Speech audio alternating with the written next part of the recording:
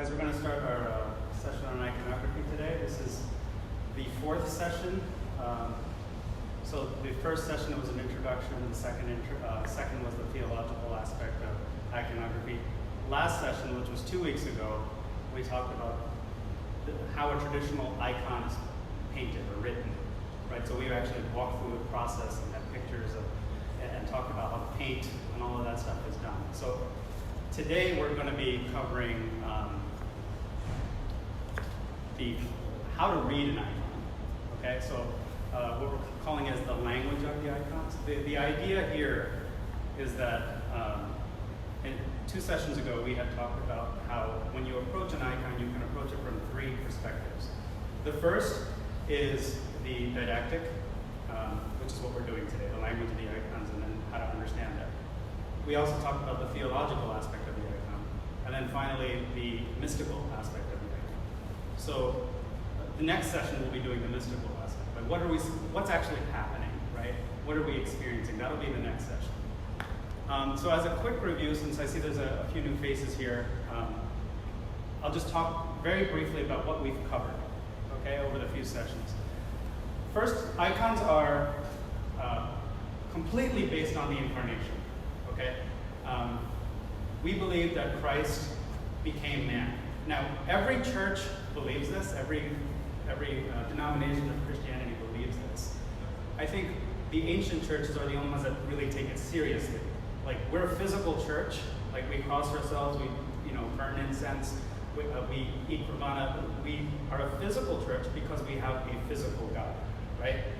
God became man, right? God became matter, right? So that he might divinize matter, right? So that he infused us, basically, and gave us new meaning, rejuvenated us, right? So everything about iconography is rooted in the incarnation.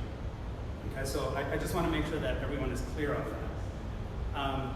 We also talked about the history of icons, right? How when the iconographic tradition started, it wasn't necessarily, people weren't necessarily comfortable with the idea, right? So there were certain people that were for it, right? The iconoclasts, and then there was the people who were against it, the iconoclasts, and we talked about how there was, a pretty serious dispute in the Byzantine church. In the Oriental church, we didn't have that history. Like, our churches had a different history. But what we know of iconography, for the most part, we know of the Byzantine tradition, so that's why I'm covering that history. So, to review, we talked about the 3 layers of iconography and how to approach it. Today we're going to be talking about the didactic level. First, we need to know what the icon is telling us. Okay, so it's not just a picture, right? Every detail on there has a purpose. Now, every detail doesn't necessarily have a hidden meaning behind it, but sometimes you have a detail here to kind of expose and lead your thoughts in a certain direction.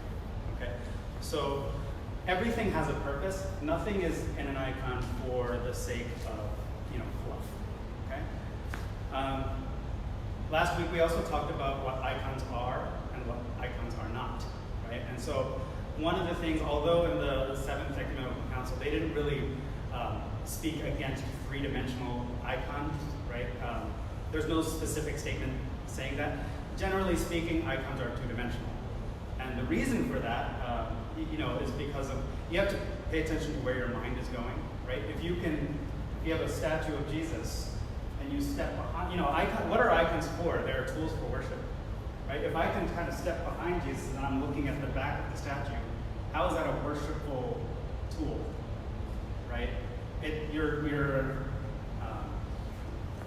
guess your attention is drawn to the object in front of you, as opposed to connecting you to something beyond. Does that make sense? So we talked about how icons are connecting you. They're windows into something beyond, something greater. Right? And that icons are not art in the modern sense, right? It's not like an iconographer doesn't go out and do self-expression. He's not writing what he wants.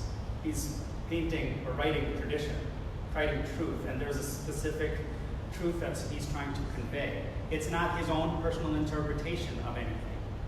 Okay? So, a lot of times when we talk about music, when we talk about art, it's very, like it's kind of all over the place, and it's always about what the artist wants to say. The iconographer, it's not about his own personal desire to self-express. What he's doing is expressing the truth, right? So icons are all about the expression of true faith, okay? So today, at the end of the last session, we also read an icon. We went through the various details of the crucifixion icon, right? And so today we're going to see a number of repeat icons that we've seen throughout our sessions, because now we're going to approach it from a teaching aspect. Okay. Oh my goodness. You guys saw everything.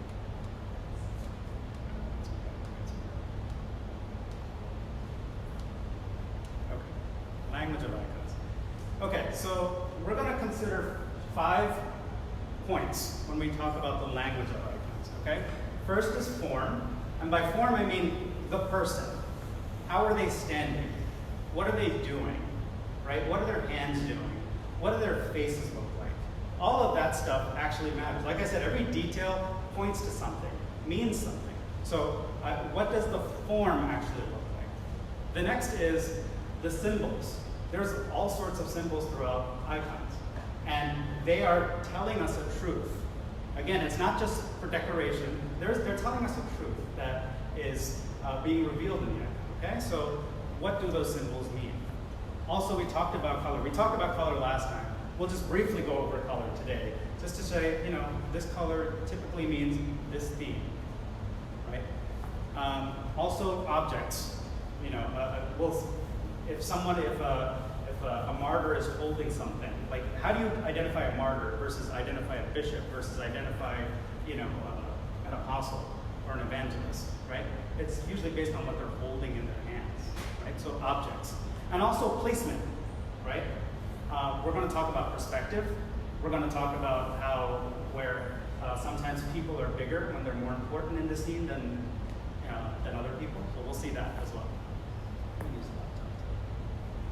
Okay, so let's start with the form. The first thing we focus on is the face, right? So if we look here, we have Mary, right? Theotokos, and we have Christ, okay? The one thing you'll notice is a lot of these images, the face is never really realistic, right? But we talked about that in previous sessions. What we're going to go for is identify why the shape of the head is the way it is, right? If you see, the eyes are big, right? The forehead is big, right? The nose is very elongated, and the mouth is usually very small. And that tells us something. The fact that the head is bigger, the top of the head is bigger, it's where your brain is, right? It symbolizes wisdom. When someone's eyes are big, they're able to see the truth, right? So it's their head is full of wisdom, right? So that's why you'll see Jesus' forehead a lot of times bigger too.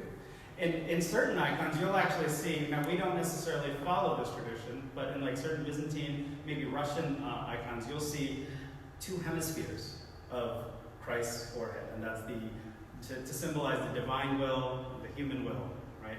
Again, it's not, I don't want to get into the details of that, but we have options if we have questions around that, we can dive into that. But that's what it's trying to symbolize. It's trying to convey certain meanings, okay? When we talk about the elongated nose, right?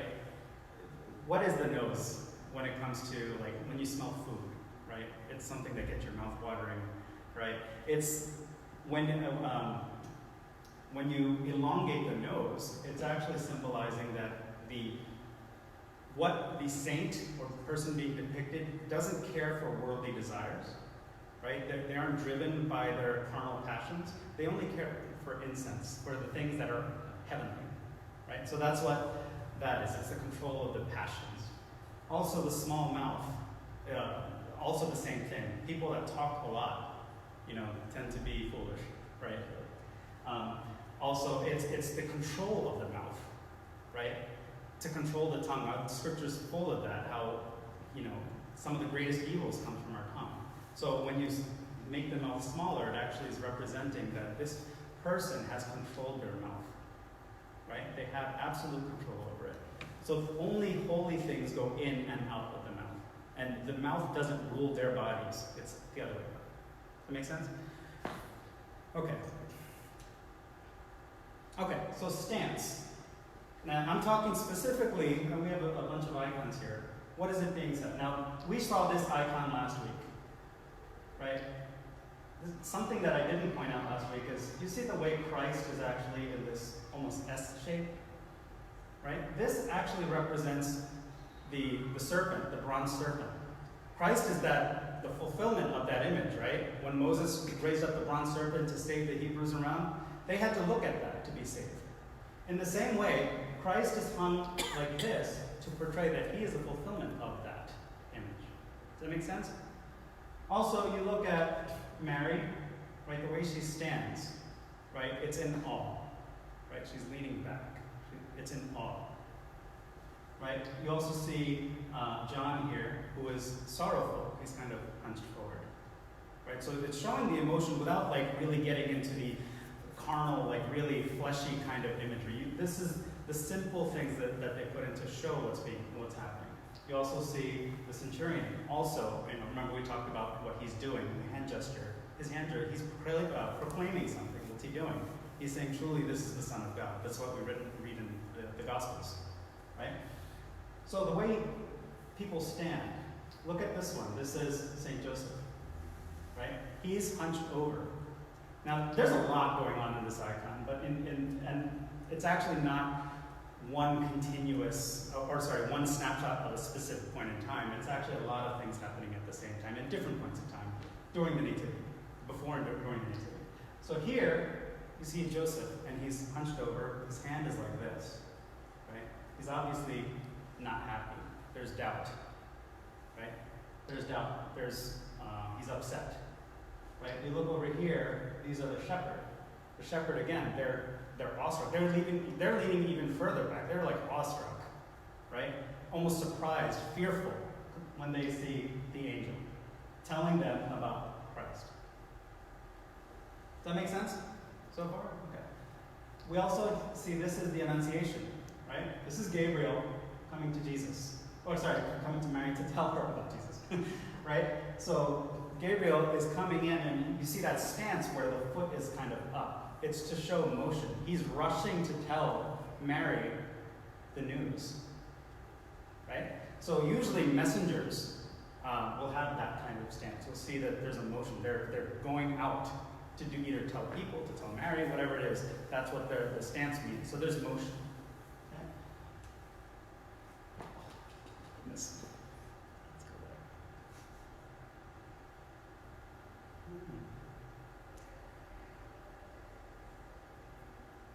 Okay. All right, so hand gestures. Okay? There's also very specific hand gestures, and they mean very different things, right? You'll see here, this is, again, the Annunciation. You have Gabriel coming to Mary and having a specific hand gesture. This is a hand gesture of blessing, right? Here, this is an icon of Christ. This is called the Pantocrator, the ruler of all, ruler of the universe.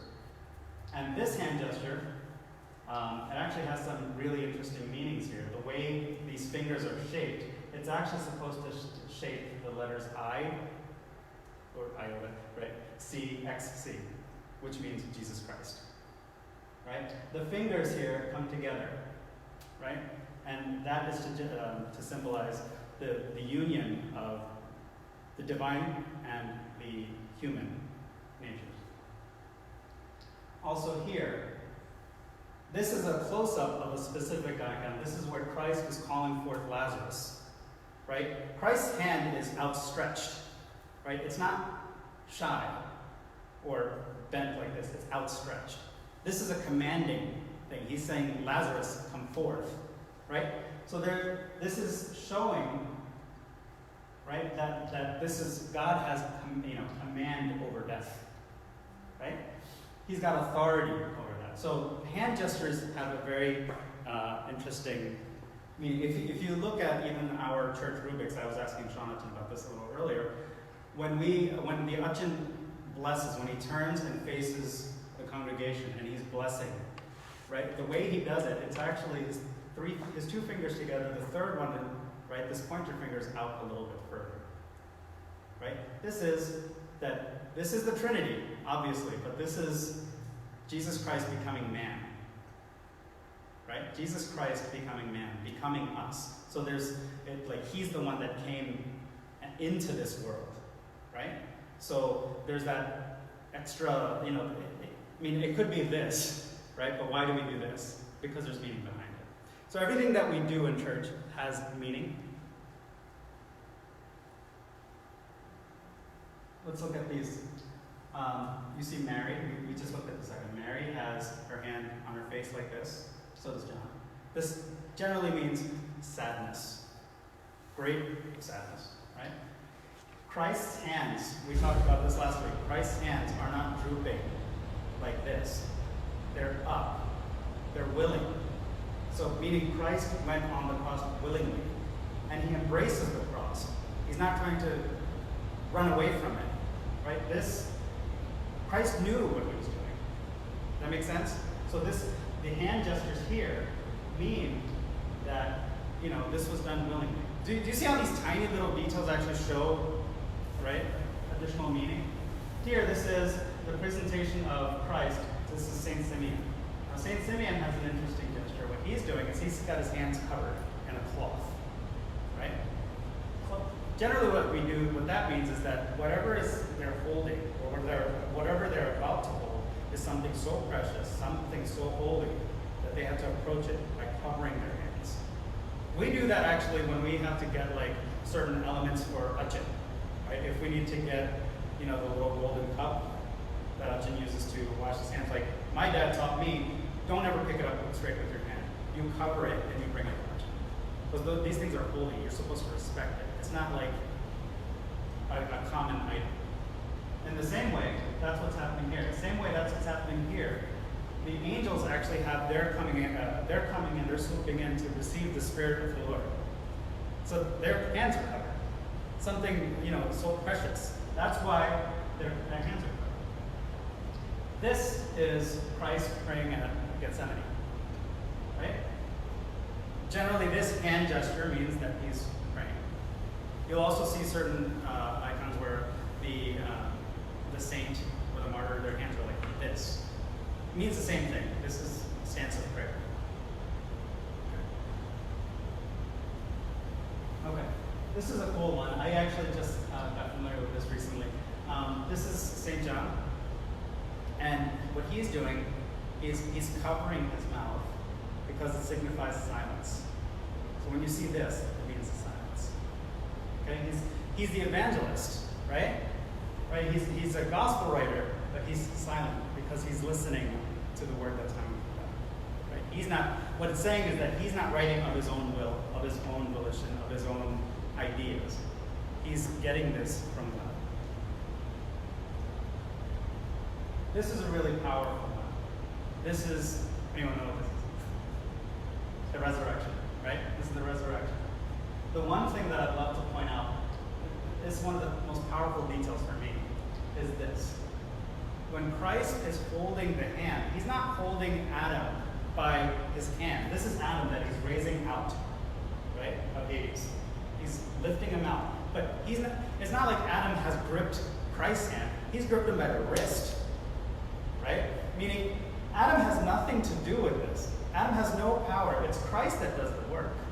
All we can do is pray. That's what Eve is doing down here. She's supplicating, and she will be next to be pulled out.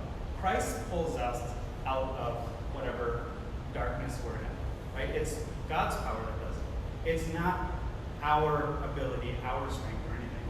So that little tiny detail, you see that? He's covered around his hand. It's like a giant that just kind of covered his hand, right? Like when I hold Ezekiel by the hand, like I completely envelop his hand, right? It's a powerful image of that. And again, you see the angels coming in with their covered hands. Okay, So we spent a lot of time on form. Now we're going to quickly run through colors, because we talked about this before. Gold generally means divinity, divine nature, right? The glory of God. So where do we see gold a lot of times? We see it in the halo, right? Sometimes the full background. But usually when you look at an icon, you see a halo. And that's gold. Purple is royalty. Now, some of these colors gain their meaning because of certain colors were very hard to get. They were very expensive. They were inaccessible. So purple for an iconographer is a very hard, not nowadays, but back then it was very hard to get. It was very expensive. So they reserved it. They reserved things like gold and purple, right? Very expensive colors for very important pieces, very important parts of the icon. They don't just lather it on to every part of the icon. It had to be saved and used preciously. So purple is royalty. Red is divinity, right? It means love, it means life, it means blood. We talked about how, we took the icons down, but the icon that we have on this side of Mary, the Theotokos, and we have one over here of Christ, and how their colors are reversed. Is everyone familiar with that, right? Christ is, his colors are reversed of Mary's, right? Mary is wearing the red on the outside. She's wearing blue on the inside. Christ is the opposite, right? It's because Christ became man. Mary was a human being and became God. That makes sense? So God became man so that man might become like God. So blue means humanity. White means uncreated life or purity, right? So if you remember last session, we said when you first start with that board, that before you start painting, you put gesso down and you sand it down and it's just this pure white. Before you start actually doing any painting, that is symbolizing the uncreated life. Okay? Green is nature, right? Living things. It means regeneration and hope. Brown is earth. Transient things, right? Black means death. Now, death can be either evil things, or sometimes you'll see, certain martyrs or saints that are dressed in black. It's not that they're evil; it's that they've died to themselves, right? They've lived for Christ. They don't live for themselves, so they've died to themselves. Does that make sense? So it also symbolizes the monastic life. Okay, so here we go. This is. Can anyone tell me who this is? And I won't. It's a trick question because most people will say this is St. Mary. That's not St. Mary. It's St. Marina. This. How do you know that? First, her garments are slightly different, but she's holding something, right? She's holding a cross. Crosses typically mean that this person is a martyr. They have died for Christ. Make sense? This is Ezekiel, Prophet Ezekiel. Right? Now he's holding a scroll. Scroll generally means people of wisdom, people who have prophecy, right? In this particular thing, he's actually holding another. The reason I love this icon because this is actually a door or a gate. And his prophecy, one of his greatest prophecies, was about St. Mary, and that the doors will only be open once, right? And once they're open, once the Lord comes through, those doors will be shut, and they will be shut going forward, right? That's about the ever-virginity of Mary. God came in through to her, and no one else has gone in since. Does that make sense? That's the prophecy of Ezekiel, so that's why they put that little object there to show his prophecy. Okay, we all know who this is. This is St. Luke, our patron saint. He's holding a gospel, right? Because he is an evangelist. Typically, evangelists will hold this. Bishops will also hold this because they're also supposed to be evangelists. So if it's a bishop who has become a saint, you might see them holding a book. Okay? This is St. Peter and St. Paul. Now, they're also holding the gospel book, but they're also holding this little building. This is representing the church, right? They are the pillars of the church. A lot of times, if you have saints who are known for church building, right? They've established many, many churches, and that's what they're really known for. you'll see them actually holding a building. And sometimes they're presenting it to God. That's what they're doing, right? I thought this was a pretty cool picture, right? They're called the pillars of the church. They are holding the church up. Also, you'll see this is, as Malayalis, we're very familiar with this icon. This is an icon of St. George. He was a soldier, right? So a lot of times you'll see if they're holding a lance or a shield or a sword, it's a soldier who has also died for Christ. A lot of soldiers were actually, persecuted because they refused to slay the Christians during the persecution. They refused, and so they got slain, right? So same idea. It's just usually just to help you identify who and what they were. Okay, so now let's go into symbols. I'm just flying through. I know we're looking at a lot of icons, but there's a lot of content, so I wanted to get through that. Okay, so we're already familiar with the halo, right? And does anyone remember what is special about Christ's halo? He's got a cross behind it. He's the only one that will have a cross behind it, right? Right. And the letters here form ochon, which means the being one. He's the being. When God asks, when Moses asks when Moses asks God, what should I call you? Right? He says, I am. Right? Or the being one, the existing one, the pre-existing one, whatever it is, right? That's what this means. So this is a symbol of Christ's divinity, right? And it's special to him. We also talked about the mandorla before. The mandorla is this circle of light. It's not simply a decoration to make it look cool. This means that there's something mysterious happening, that only through the eyes of faith do you see what's going on, right? So there was Father Hopko, who was a Dean Emeritus, right? He's passed away, but he was the Dean Emeritus of St. Vlad's. I had a talk from him, and he was talking about this icon, and also other icons, where we talk about the mandorla. And he's like, if some guy just came by and just happened to stroll by and see what's going on, what they'd see is a bunch of people on the floor here. They wouldn't see these two, and they'd just see Christ as just a normal human being. Right? This had to be revealed to them.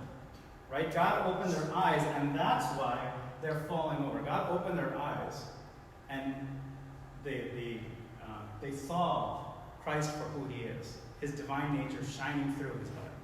That make sense?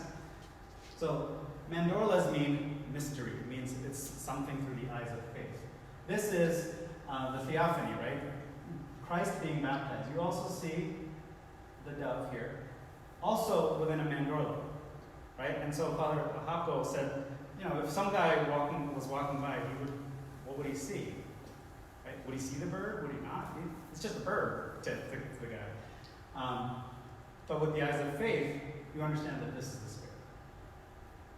Okay?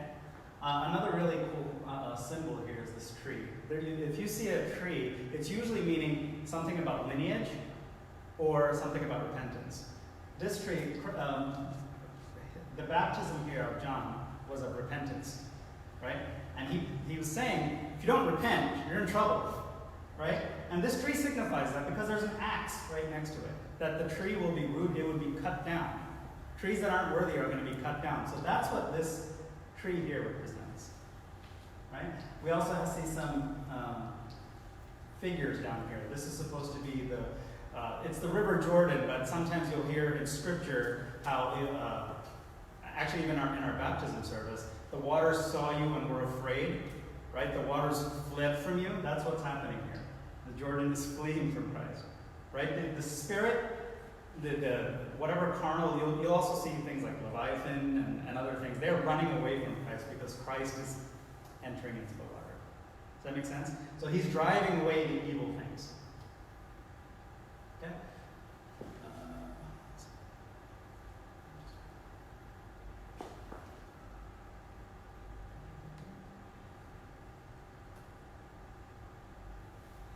Okay. Again, this is obviously Christ.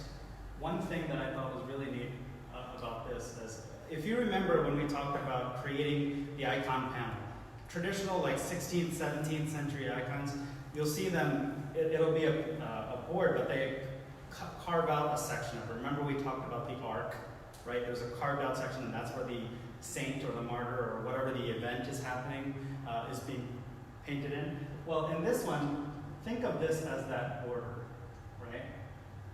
Where this is the deep part of the icon board. Interesting is that the paint, right? The halo actually extends beyond the border, right? Because, and what this is telling you is that Christ's divinity, Christ's glory, right, goes beyond, it can't be contained. Even though it is contained, it's circumscribed, it's still beyond our understanding. So it's, you know, it can't be contained in just this, in this icon, right? And it's reaching out to you. It's beyond the borders. Does that make sense? So that's what this is. It's a tiny little detail that you might not notice, but, you know, I thought it was really cool. Okay, so let's go back to the nativity icon. I talked about the tree, right?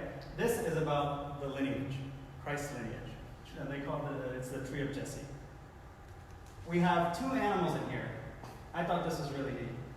I don't know if you can see, but there's an ox over here, and there's a donkey, right?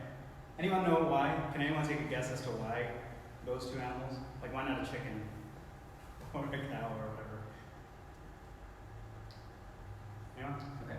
So, ox is a clean animal, right? And a donkey is not, right? Remember in historical times, there was the distinction between what was clean and what was unclean. Like, they couldn't eat pork, right? Because it's an unclean animal. They couldn't eat, you know, donkeys because it's an unclean animal. But what this represents is the Jews and the Gentiles, right? The Jews and the Gentiles both are looking directly at Christ, right? The clean and the unclean. That's what's being shown here. And there's also verses in the Old Testament that show that, you know, that say you shouldn't yoke an ox and a donkey together, right? Like, meaning, like, when you're plowing, you don't put them together, tie them together. They should be done separately. They're very specific rules. This Christ's birth kind of removes that distinction, right? Let's see. So, this part's really cool. If it's kind of small on screen, but Christ is here, but he's also down here, right? There's two Christs in this image. And the reason is this part here, this is two women, and they're basically bathing Christ, right? And the reason this was put in, it was a detail because at some point in church history, they didn't believe that Christ was truly human. Does that make sense? That this throughout the history, they said, oh, we definitely believe he's God, but maybe he just kind of looked like a human. He didn't really take on, you know, the human characteristics. He didn't have flesh and blood, right? He didn't have eyes and fingers and whatever, right? So this detail was added because they wanted to show, hey, no, he really is human. Look, they're bathing him, they're washing him, right? So these are the two midwives who are washing Jesus to show that he truly is human, right? This isn't just something that was a figment or he just appeared like, you know, kind of like in the Old Testament, a semblance of God or a semblance of a figure. No, this really is, you know, a human being. That's what's being shown there. You'll see certain details like this. Sheep. There's no mystical reasoning as to why there's a sheep. It's just to show that these are the shepherds, right? Because you want to be able to tell them these people are different, right? They have capes on, they're riding horses, sometimes they're riding camels. They're the wise men, right? Another interesting note. You'll see that Christ is swaddled here, right? But he's swaddled in a certain way. He's swaddled as if he's dead, right? Like his burial tomb. This is actually the shape of a tomb, right? Like a coffin. Why? Because Christ came to die, right? So all of this is being told to us in all of these tiny little details. One cool thing is you'll see that even the mountains here, right, are kind of bending in, because even the world, even the mountains and the rocks tremble before him, they bow before him. That's what's being shown here. You see what I'm saying? Like, every tiny little detail has something. All right. Okay, cool. Now we're going to talk about perspective. All right, so just two icons that I'm going to show you. One, this is Christ in the temple. Okay? This is Christ, the Christ child. He was about 12 years old at this time, and he was in the temple, and he was teaching the elders in the temple, right? Now, the interesting to note is look how big Christ is compared to these guys, right? And he's seated, elevated. He's positioned in a way to show that he's the important character, right? All of these wise people are learning from a 12-year-old boy who's supposed to be way smaller, but he's enlarged to show that this is source of truth. Christ is the source of truth, right? That he is the important one. Make sense? Okay. This was a really interesting icon. This is called either the hospitality of Abraham or the Old Testament Trinity. Okay? And one thing to know, like if you were looking at a picture, a regular picture, the classic example is like railroads, right? And you're looking off into the distance. You see those railroads, the lines of the railroad will eventually connect. They go farther up. The farther out you see, the closer they are, right? To give a sense of distance. In this, what you see is two figures on the side of a table. And instead of them converging, going out, they're converging this way. As if I was standing here, it's converging on me. Right? The vanishing point is not way on the distance. The vanishing point is me. Meaning, I'm the one who's insignificant. I'm the one who's small. Right? I'm not simply trying to observe something. I'm being invited into this icon, right? I'm standing here, and it's pointing to me, the viewer, right? Perspective. So, these lines are not necessarily realistic, but it's to show something beyond. When we talked about the truth that's being revealed, these lines here are trying to tell you something.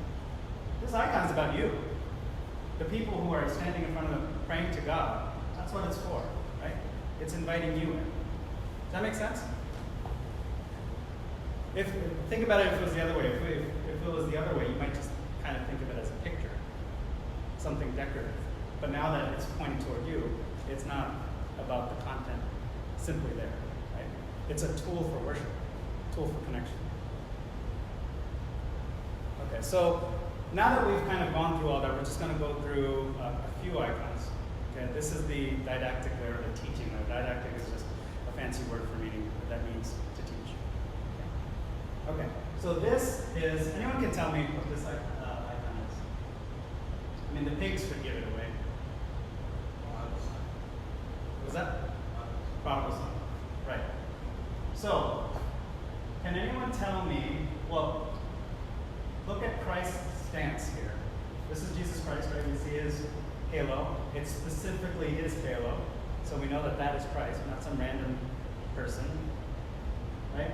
His stance, what does it tell you? His feet are apart, his ankles kind of up. What does that tell you? He's holding him up. He's holding him up. Right? Because he's falling over, right? But what is this in the story? What happens? The father, when he sees his son out in the distance, what happens? He runs to him. Right? So that's what this stance is. It's Christ running to him. Where is he running from? This is his throne. Right? This is telling us that he's left his throne to run after humanity, to run after us. Right? Does that make sense? Right? So Christ descended, right? He willingly and passionately came after us. Like the father and the prodigal son who finally saw his child come back to him, right?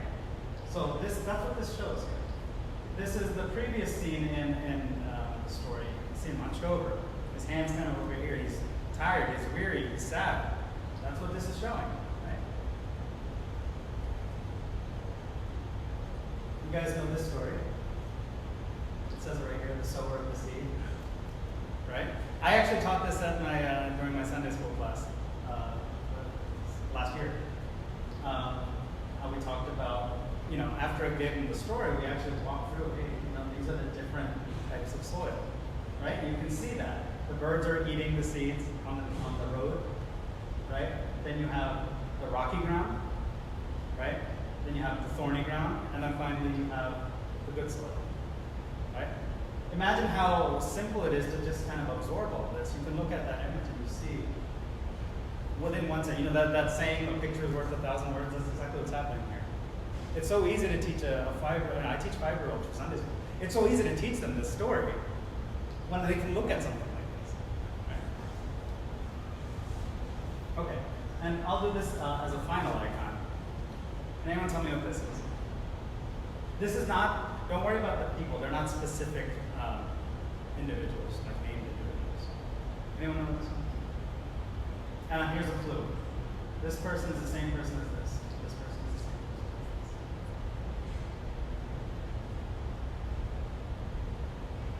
as this. This is where the Pharisee is praying in the temple, and you have a penitent person in the back, right? And they're both praying. He's basically pointing at this guy. He's like, God, thank you for not making me like him. Do you know that story, right? But in the end, what happens? He's the one with the halo. Neither of them have a halo here, but he's the one with the halo, right? And he walks away with his head down, arms crossed, sad. It's a very simple story. Within just this image, you know what's happening. This guy's ascended, praying, right? And his prayers are not correct. He approaches God from the ground. This is exactly what Shonatan was talking about today too, right? Starting at the bottom, right? And he's the one who's been elevated. God calls him up and he sends him down. Amazing, right? It's a very simple story, but I thought this icon was awesome, because it really explains that. Again, when you teach little children, showing them in a picture like this, you can explain so much so easily. I think that's it for today. I don't know if you guys have any questions on the